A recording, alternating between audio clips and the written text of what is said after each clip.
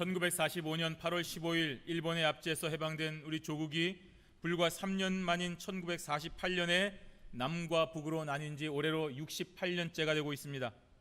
2016년 지금 현재 지구상에 유일하게 남은 분단 국가이기도 합니다.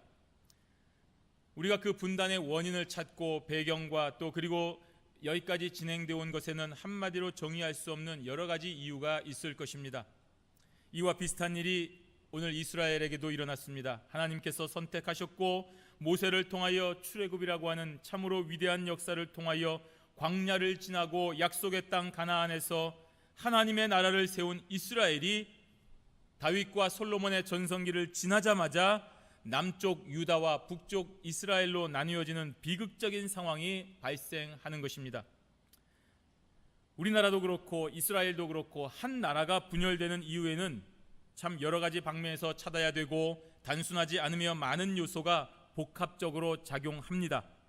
이스라엘의 분열 원인으로는 솔로몬의 아들 르호보암의 철권 통치 선언을 들 수가 있겠습니다. 이미 그 아버지 솔로몬 시대의 북쪽 지파들은 유다 지파와는 달리 정말로 과중한 세금과 많은 강제 노역을 통해서 고통을 겪고 있었습니다. 솔로몬 시대의 지파별로 차별 정책이 있었던 것입니다. 이러한 차별 정책은 반드시 한쪽이 희생하는 것이 되기 때문에 잘못된 정책입니다. 그래서 이러한 정책으로 인해서 유다 지파를 제외한 북쪽 지파가 솔로몬 왕 시대에 어려운 시기를 보낸 것입니다. 그래서 이제 솔로몬이 죽고 그 아들 르호보암의 때에는 그러한 차별 정책을 멈추고 모든 지파에게 똑같이 그렇게 대우해 주기를 북쪽 지파가 건의한 것입니다. 하지만 르호보암은 차별 정책의 폐지를 주장하는 그런 원로층의 조언을 거절하고 기존의 차별 정책을 더 강화하는 철권 통치를 주장하는 젊은 청년들의 조언을 받아들임으로써 이 북쪽 지파의 권고를 거절하는 것입니다. 그래서 이스라엘은 르호보암이 다스리는 남쪽 유다와 여로보암을 왕으로 세운 북이스라엘로 분열되게 되는 것입니다. 이렇게 한 민족이 분열되면 많은 세월 동안에 큰 혼란이 오게 됩니다. 지금 가까운 예로 영국이 유럽 연합을 탈퇴한다는 결정을 한 것만으로도 그 나라에도 전 세계도 이렇게 혼란이 오고 있지 않습니까? 그러니 실제로 한 나라가 둘로 갈라지면 그 안에 얼마나 어려운 문제들이 많이 있겠습니까? 그러다 보니 결국에는 그것이 전쟁으로 갈 수밖에 없는 것입니다. 우리나라가 분단 2년 만에 동족상잔의 전쟁을 한 것만 봐도 잘 알 수가 있는 것입니다. 그러나 오늘 이스라엘에는 하나님의 말씀이 있었습니다. 오늘 본문은 이러한 혼란기에 하나님의 말씀을 통하여 왜 나라가 나뉘었고 나라가 나뉘었을 때 너희들이 어떻게 해야 되는지에 대한 분명한 길을 제시해 주고 있는 것입니다. 그러니 우리도 오늘 하나님의 말씀을 통하여 지혜로운 선택을 하고 이 분명한 시대에 어떻게 살아야 되는지를 깨닫는 그런 은혜가 있기를 바랍니다. 먼저 이스라엘이 남과 북으로 분열된 것은 겉으로 보는 인간의 욕심 그리고 우둔함처럼 보이지만 실상은 하나님의 뜻 가운데 분열된 것임을 우리가 알아야 되는 것입니다. 오늘 본문 16절 말씀 함께 읽어보겠습니다. 16절입니다. 온 이스라엘이 자기들의 말을 왕이 듣지 아니함을 보고 왕에게 대답하여 가로되 우리가 다윗과 무슨 관계가 있느뇨? 이새의 아들에게서 업이 없도다. 이스라엘아 너희의 장막으로 돌아가라. 다윗이여 이제 너는 내 집이나 돌아보라 하고 이스라엘이 그 장막으로 돌아가니라. 아멘. 지금 여로보암을 앞세운 북쪽 지파 사람들은 자신들이 했던 합리적인 요구가 거절됐을 뿐만 아니라 오히려 더 가혹한 정책을 시행할 것이라는 그런 르호보암의 대답에 즉각적으로 불복종하겠다는 그런 의사를 표현하는 것입니다. 우리가 다윗과 무슨 관계가 있느냐? 즉 다윗 왕조에 대한 비난입니다. 다윗 왕조는 우리를 다스릴 그런 권한이 없다는 말입니다. 이 말을 통해서 이제는 우리가 다윗 가문과 결별을 하겠다는 것입니다. 게다가 이새의 아들에게서 업이 없도다라는 말을 하고 있습니다. 이러한 표현은 다윗의 아버지인 이새가 평범한 사람임을 강조하며 그렇게 평범한 사람에게서 태어난 다윗이 무슨 능력이 있겠느냐? 다윗은 우리의 왕이 될 만한 자격이나 자질이 없다고 하는 그런 조롱을 하고 있는 말입니다. 이러한 저들의 표현은 지금 흥분한 감정을 그대로 표출하고 있기 때문입니다. 이제 새 시대가 와서 우리가 그동안 억울했던 것들을 다 신원하여 주고 새롭게 평등하게 잘 살 줄 알았는데 오히려 이전보다 더 고통을 준다고 하니까 정말로 분노가 그대로 표출되고 있는 것입니다. 그런데 이러한 감정의 격앙이 한 사람을 향한 것을 넘어서 하나님의 언약을 부정하는 선까지 가고 있는 것을 우리가 똑똑히 볼 수가 있습니다. 사무엘하 7장 16절에 보시면 내 집과 내 나라가 내 앞에서 영원히 보존되고 내 위가 영원히 견고하리라고 선포하셨습니다. 하나님께서 선지자 사무엘을 통하여 다윗을 세우시고 그 다윗의 왕조가 영원하다고 말씀하신 것입니다.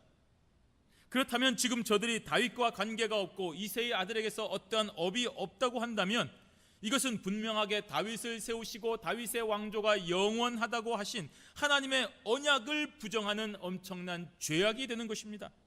결국 여로보암과 북쪽 지파는 르호보암의 왕이 즉위식을 하려고 했던 세겜에서 떠나 자신들의 장막으로 돌아가게 되었습니다. 물론 르호보암을 지지하는 사람들도 있었습니다. 그들은 유다 성읍들에 사는 사람들이었습니다. 그들은 르호보암의 정책을 알면서도 그를 지지하기로 다짐을 한 사람들입니다. 17절에 보시면 그러나 유다 성읍들에 사는 이스라엘 자손에게는 르호보암이 그 왕이 되었더라 고 했습니다. 이렇게 르호보암을 중심으로 한 유다 지파와 또 여로보암을 중심으로 하는 북쪽 지파로 나뉘게 된 것입니다. 이때 유다 성읍에 살고 있다고 해서 다 유다 지파는 아니었습니다. 대부분은 유다 지파였지만 그 중에는 북쪽 지파 사람들도 있었습니다. 사업 때문에 또는 종교적인 이유 때문에 정치적인 이유로 인해서 자기 지파를 떠나 지금 유다 성읍에 살고 있는 그런 사람들이었습니다. 이들은 자신들의 지파의 결정과는 상관없이 솔로몬의 때부터 혜택을 받던 자들이었습니다. 유다 성읍에 사는 사람들은 누구를 막론하고 혜택을 받았던 것입니다. 그래서 지금도 계속하여 혜택을 받기 때문에 르호보암의 통치를 받아들여 살기로 결정한 자들입니다. 지금까지 잘 살아왔는데 굳이 변화를 시도할 필요가 있겠습니까? 그래서 모든 것을 포기하고 새로운 곳에서 살려고 여기서 다 이주하여 모험적인 선택을 할 필요가 없는 사람들입니다. 비록 트럼프가 대통령이 된다고 하더라도 우리가 이거 모든 것 다 포기하고 캐나다로 갈 수가 있겠습니까? 그런 사람도 있겠지만 쉽게 결정할 수는 없기 때문입니다. 그래서 기존의 삶을 유지하기로 유다에 있는 북쪽 지파 사람들은 결정한 것입니다. 한편 모든 사람들의 추대를 받아 멋진 왕위식을 하려고 했던 르호보암은 그곳에서 나라가 오히려 둘로 나뉘는 최악의 사태를 맞이하였습니다. 하지만 쉽게 북쪽 지역을 포기할 수는 없었습니다. 그래서 북쪽 지파 중심지인 세겜에 그대로 머물면서 강제 노역과 세금 징수를 담당하던 관리였던 아도니람을 북쪽 지방에 파송하는 것입니다.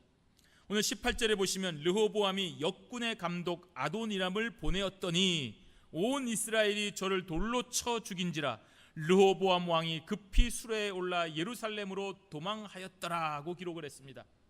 뭔가 이 사태를 받아들이지 못한 것입니다. 그래, 뭔가 잘못됐지. 내가 관리를 보내면 저들이 돌이키겠지 하고 보냈는데 그렇지 않았던 것입니다. 반역을 선언한 북부 지파에 대하여 한치의 양보도 없이 자신의 정책을 시행하려고 아도니람을 파송하였습니다. 그를 보내는 것은 북부 지방의 요청을 거절함과 동시에 더욱 강력한 통치를 하겠다는 표현이면서 그런 실천의 의지였습니다. 그러나 북부 지파는 이러한 왕의 강경 정책에 더욱더 강경하게 대응을 하고 있는 것입니다. 아도니람을 지금 돌로 쳐 죽인 것입니다. 북부 지파의 분노와 원망의 정도를 알 수 있는 것입니다. 더 이상 이제 이 민심이 수습할 수 없는 지경으로 간 것입니다. 그러자 르호보암은 전혀 예상을 하지 못했기 때문에 이러한 반응에 생명의 위협을 느끼고 예루살렘으로 즉각 돌아오게 됩니다. 결국에 르호보암은 아버지 솔로몬보다 자신이 뛰어남을 자랑하려는 그 우둔함과 또 그러한 사실을 애써 증명하라고 허세를 부리다가 북부 지파의 강력한 반발에 직면하여 허둥지둥 도망가는 모습을 보여주고 있는 것입니다. 이러한 어리석은 선택의 결과는 여러분이 보시듯이 나라의 분열이었습니다. 우리 19절과 20절 말씀을 함께 읽도록 하겠습니다. 이에 이스라엘이 다윗의 집을 배반하여 오늘날까지 이르렀더라. 온 이스라엘이 여로보암에 돌아왔다 함을 듣고 보내어 저를 공회로 청하여다가 온 이스라엘의 왕을 삼았으니 유다 지파 외에는 다윗의 집을 쫓는 자가 없으니라. 아멘. 이제 북쪽 지파는 공식적으로 르호보암과 다윗의 집을 떠나 여로보암을 왕으로 세웠습니다. 그리고 자신들의 나라를 세웠습니다. 이로써 다윗과 솔로몬의 왕국은 르호보암의 때에 드디어 10지파의 북이스라엘과 한 지파의 남유다로 분열되게 되는 것입니다. 나머지 한 지파는 레위 지파이기 때문에 소속이 되지 않는 것입니다. 이러한 일련의 과정을 보면 이스라엘이 남과 북으로 분단되는 주요한 원인이 솔로몬의 범죄와 그의 아들 르호보암의 어리석음에 있습니다. 하지만 오늘 본문은 이러한 결과를 저들에게만 돌리지는 않는 것입니다. 결론적으로 나라를 분단시킨 행동에 옮긴 것은 북부 지파였기 때문입니다. 그래서 이스라엘이 다윗의 집을 배반하였다라는 기록을 남기고 있는 것입니다. 오늘 이 배반하다라는 말은 고의적으로 죄를 범할 때 사용하는 단어입니다. 게다가 이 다윗의 집은 다윗 왕조를 강조하는 것보다는 다윗을 향한 하나님의 언약을 더 강조하고 있는 그런 표현인 것입니다. 즉 북부 지파가 다윗 왕조와 갈라지는 결정을 내린 것은 결국에는 다윗 왕조를 세우신 하나님의 언약 가운데 있는 그 통치를 거절한다는 것을 강조하는 것입니다. 그래서 하나님의 언약이 있는 다윗의 집에 대하여 고의적으로 죄를 지은 것이 되는 것입니다. 이러한 역사적인 사실을 보면 이스라엘의 분열은 사람들의 이해관계 때문에 또 그로 인한 기득권 싸움 때문에 그러한 어리석은 행동으로 인하여 된 것으로 결론을 내릴 수가 있습니다. 적어도 영적인 면을 빼고 보면 정확한 분석입니다. 하지만 신자는 이러한 결정도 다 하나님의 뜻 가운데 되어진 것임을 기억해야 됩니다. 앞선 열왕기상 11장 11절에 보시면 여호와께서 솔로몬에게 말씀하시되 내게 이러한 일이 있었고 또 내가 나의 언약과 내가 내게 명한 법도를 지키지 아니하였으니 내가 결단코 이 나라를 내게서 빼앗아 내 신복에게 주리라고 했습니다. 하나님의 말씀이 이미 솔로몬에게 예언되었던 사실이 오늘 이루어지는 것입니다. 즉 오늘날 르호보암의 남유다와 여로보암의 북이스라엘로 분단된 것은 바로 솔로몬의 죄 때문에 된 것이라는 것을 잘 알고 있는 것입니다. 하나님께서 이러한 심판을 작정하셨고 이제 실행하시는 것입니다. 따라서 남과 북의 분단은 하나님의 뜻 가운데 행하신 일임을 이스라엘 백성들은 기억해야 되는 것입니다. 그리고 이스라엘 백성들은 하나님의 명백하신 심판 앞에서 뭘 해야 됩니까?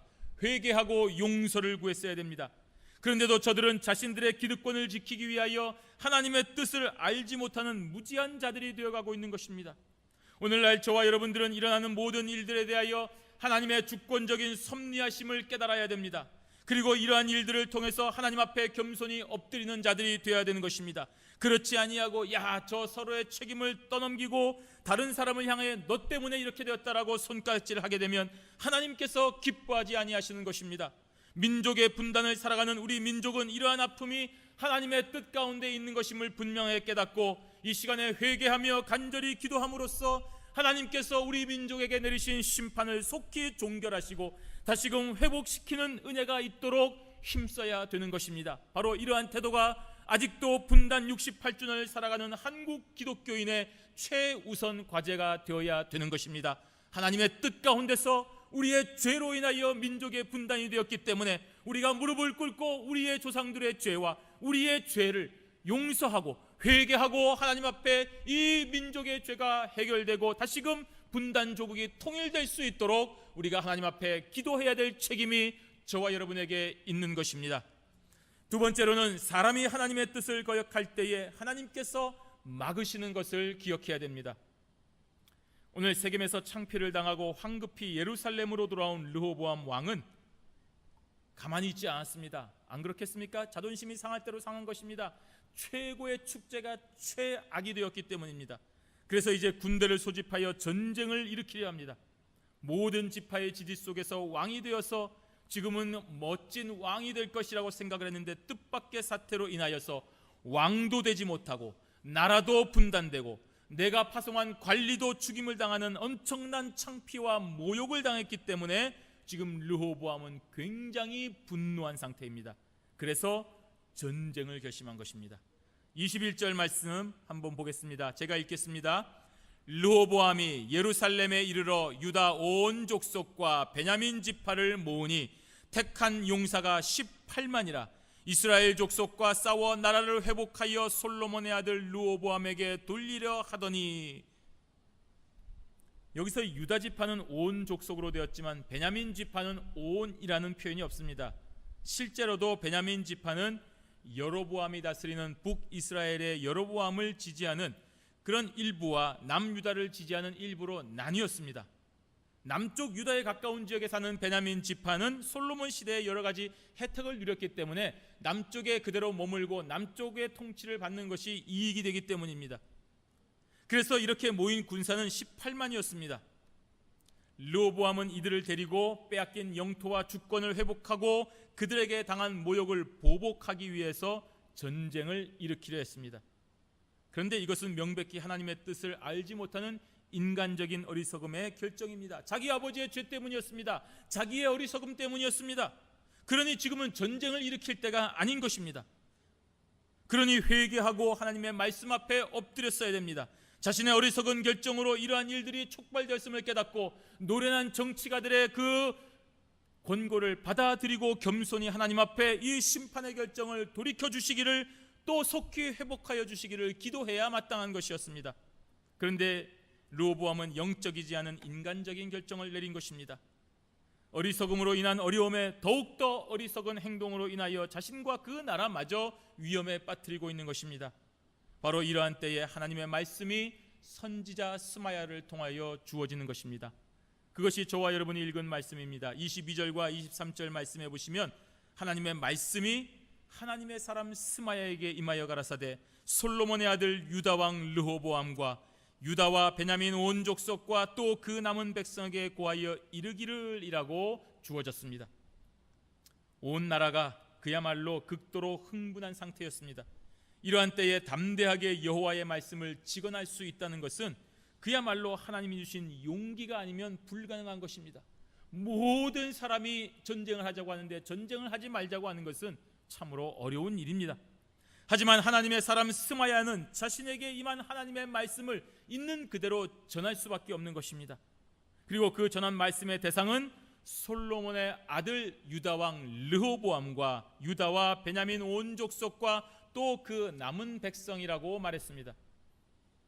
이렇게 선지자 스마야를 통하여 주어진 하나님의 말씀은 솔로몬의 아들 유다 왕 르호보암이라는 분명한 언급을 통하여 이미 하나님의 말씀이 남과 북의 분단을 기정사실화하였음을 알 수가 있습니다. 그리고 그 원인은 여로보암의 요구나 르호보암의 철권 통치가 아니라 바로 솔로몬이 행했던 범죄 때문이라는 것을 분명하게 알려주고 있는 것입니다. 그러므로 지금 벌이려고 하는 그 전쟁이 하나님의 뜻이 아니라는 것을 선지자 스마야는 분명하게 선포하고 있는 것입니다. 24절 말씀 우리 함께 읽습니다. 여호와의 말씀이 너희는 올라가지 말라. 너희 형제 이스라엘 자손과 싸우지 말고 각기 집으로 돌아가라. 이 일이 내게로 말미암아 난 것이라 하셨다 하라 하신지라.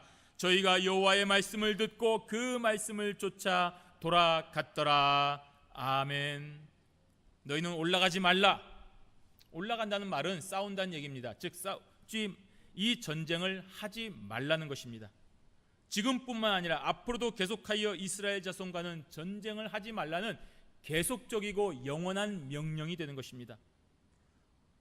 너희 형제 이스라엘 자손과 싸우지 말라. 지금 비록 남과 북으로 나뉘었지만 너희들은 서로 형제가 아니냐. 그러니 북이스라엘과 남유다는 형제이기 때문에 전쟁을 통하여 서로 죽이는 그런 끔찍한 일을 하지 말라고 말하고 있는 것입니다. 그리고 각기 집으로 돌아가라 하고 있습니다. 르호보암이 말한 소집 명령을 하나님께서 해산하라고 하는 명령으로 바꾸신 것입니다. 그리고 이렇게 이스라엘과 전쟁하지 말아야 되는 아주 분명한 이유에 대하여 말씀하고 있습니다. 그것이 바로 이 일이 내게로 말미암아 난 것이라고 했습니다. 이스라엘이 남과 북으로 분열하게 된 것은 여호와 하나님께서 그렇게 하셨다는 말입니다. 하나님의 섭리하심에 따라 이루어진 일이기 때문에 인간적인 감정과 잘못된 판단으로 하나님의 뜻을 거역하는 그런 끔찍한 전쟁을 하는, 잘못된 전쟁을 하지 말라는 것입니다. 기득권 지키려고 전쟁하지 말라는 말입니다. 다른 사람 억압하려고 전쟁하지 말라는 말입니다. 내 욕심 채우려고 전쟁하지 말라는 말입니다. 이 세상에서 내 힘을 보여주려고 전쟁하지 말라는 말입니다. 하나님의 뜻이 아니기 때문에 그렇습니다. 그런데도 불구하고 전쟁을 하면 그 대가를 칠 수밖에 없는 것입니다. 이처럼 성도는 하나님의 뜻을 잘 구별하여 순종할 수 있어야 됩니다. 하나님의 뜻은 인간적인 감정과 그 상황에 따라 변하지를 않습니다. 하나님의 뜻은 세상의 흐름과 문명의 발전에 따라 그렇게 조정되는 것이 절대로 아닙니다. 하나님의 뜻은 그때는 맞았고 지금은 틀리다, 그런 일은 있을 수 없습니다. 하나님의 뜻은 그분의 전적인 예정하심과 계획과 선하신 뜻에 따른 섭리함으로 한치의 오차도 없이 정확하고 정확한 시간에 우리에게 주어지는 것이기 때문입니다. 그러므로 피조물 된 저와 여러분들은 우리의 감정과 생각과 욕심으로 하나님의 뜻을 거역하는 어리석은 행동은 절대로 하지 말아야 됩니다. 그래서 영적인 예민함과 통찰력이 저와 여러분들에게 필요한 것입니다. 어떻게 하면 하나님의 뜻을 알 수 있습니까? 우리가 영적으로 예민하면 하나님의 뜻을 알 수 있습니다. 그렇지 아니하고 영적으로 타락하면 오늘 르호보암처럼 하나님의 뜻과 반대되는, 하나님의 뜻을 정면으로 거스르는 전쟁을 하게 될 수밖에 없는 것입니다. 그런데 르호보암은 오늘 선지자 스마야를 통한 하나님의 말씀 앞에 다행히도 즉각 순종하는 모습을 보여주고 있습니다. 저희가 여호와의 말씀을 듣고 그 말씀을 쫓아 돌아갔더라고 했습니다. 르호보암이 하나님의 말씀을 두려워하고 순종하는 자였음을 알려줍니다. 그 결과 이스라엘 민족이 비록 남과 북으로 나뉘는 분열의 아픔은 겪었지만 동족 상잔의 아픔은 피하는 은혜를 입은 것입니다. 물론 나중에는 남과 북이 서로 싸우는 비극을 또 경험하게 됩니다. 비록 교만하고 결점이 많은 부족하고 어리석은 르호보암이었지만 오늘 주어진 하나님의 말씀 앞에 순종하는 태도는 좋은 결과를 가져온 것입니다. 그러나 무엇보다도 이러한 국가적인 위기 상황에서 하나님의 말씀을 있는 그대로 전한 선지자 스마야의 철저한 순종으로 인하여 수많은 희생과 씻을 수 없는 아픔을 가져오는 그런 동족상잔의 전쟁의 위기에서 올바른 방향으로 돌이키게 하는 그런 역사를 우리는 기억을 해야 되는 것입니다. 이것이 바로 신자의 길입니다. 신자는 어떠한 상황에서도 하나님의 말씀대로 살아야 됩니다. 하나님의 말씀만을 전해야 됩니다. 저들이 우리의 말에 주목하든지 그렇지 아니하든지 상관하지 말고 하나님의 말씀대로 순종하며 주신 사명을 감당해야 됩니다. 그 이유는 하나님께서 하시는 영역입니다. 저들이 그 말씀에 따라 순종하든지 그렇지 아니하든지 그것은 하나님의 영역인 것입니다. 이 세상 모든 역사는 전능하신 하나님의 뜻이 이루어지는 방향으로 이루어지는 것을 우리가 기억을 해야 됩니다. 그러한 구속사의 흐름을 오늘날 주어진 교회를 통하여 이루어지는 것을 기억하셔야 됩니다. 저와 여러분이 섬기는 이 교회는 하나님의 구속사의 흐름이 진행되는 통로가 되는 것입니다. 따라서 우리는 주신 교회를 중심으로 하나님의 뜻을 찾아야 됩니다.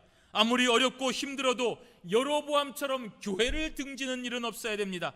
교회에서 이해할 수 없는 일이 일어날 때가 있습니다. 힘든 시험이 교회에서 있을 수도 있습니다. 사람을 통하여 일어날 수도 있습니다. 그래도 우리는 교회를 떠나지 말고 항상 기도하며 인내해야 됩니다. 그러면 하나님께서 역사하십니다. 왜냐하면 교회는 하나님의 절대 주권 역사를 이루어 나가는 이 세상의 유일한 통로이기 때문입니다. 교회는 이 시대의 잘못된 결정으로 하나님의 뜻을 거역하는 개인과 단체와 나라와 민족에게 준엄하신 하나님의 뜻을 선포하고 올바른 하나님의 길을 선포하는 단체입니다. 그러므로 교회의 선포와 말씀 앞에서 모든 개인과 단체와 민족과 나라는 겸손하게 하나님의 뜻을 기억하고 순종해야 됩니다.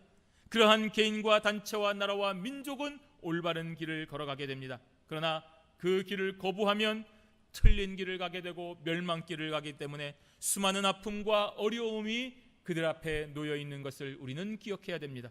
성도 여러분, 인간의 어리석음과 죄악으로 인한 분단의 아픔이 실상은 하나님의 뜻이라고 했습니다.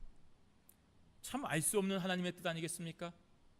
이러한 일들 앞에서 우리는 스스로의 무지함과 어리석음을 돌아보고 회개하는 자가 되어야 됩니다. 야, 하나님이 계시는데 무슨 일을 이렇게 하냐? 하나님은 안 계시다 라고 교만한 말을 하기 전에 하나님의 거룩하신 뜻이 무엇일까? 왜 하나님께서 이렇게 하셨을까? 우리는 무슨 잘못을 저질렀을까? 우리는 이 일을 통해서 어떠한 깨달음을 얻을 수 있을 것인가? 그렇게 겸손히 무릎을 꿇는 지혜로운 성도가 되어야 되는 것입니다. 오늘날 저와 여러분의 민족은 분단의 아픔이 68년째 지속이 되고 있습니다. 동족상잔의 아픔이 66년째 우리를 후벼 파고 있지 않습니까? 남과 북의 상태는 더욱 극한 대치 상태로 가고 있습니다. 국내 정치, 국제 정치의 상황에 따라서 경제, 문화 모든 경우의 수를 다 고려해도 이러한 상태를 회복시키는 좋은 방법이 보이지를 않습니다. 이럴 때 우리는 서로를 향해 손가락질하고 저놈 때문이다, 저 사람 때문이다, 이것 때문이다 떠넘기기 전에 겸손히 하나님 앞에 무릎을 꿇고 기도해야 되는 것입니다. 왜 이러한 아픔을 우리 민족에게 주셨는지, 왜 아직도 분단 상태가 더 견고해져만 가는지, 왜 우리 민족은 서로 점점 미워할 수밖에 없는지, 왜 아직도 이 세상에 유일하게 남은 분단 국가로 살아가는지에 대하여 간절하게 기도해야 되는 것입니다. 그러면 우리의 죄가 보입니다. 우리의 잘못을 깨닫게 됩니다. 우리의 완악함을 깨트리게 됩니다. 우리의 교만을 벗어버리게 됩니다. 그리고 하나님께서 우리의 기도를 들으시고 회복시켜 주시는 것입니다. 바로 이 일이 여호와께로 말미암아 난 것이기 때문입니다. 바로 이러한 하나님의 절대 주권에 확실한 믿음을 가지시고 하나님의 자비하심을 간구하여 진정한 통일을 대비하시고 그 역사적인 때에 저와 여러분들이 쓰임받는 자리에 다 함께 서는 축복의 성도들이 되시기를 주님의 이름으로 축원합니다. 아멘.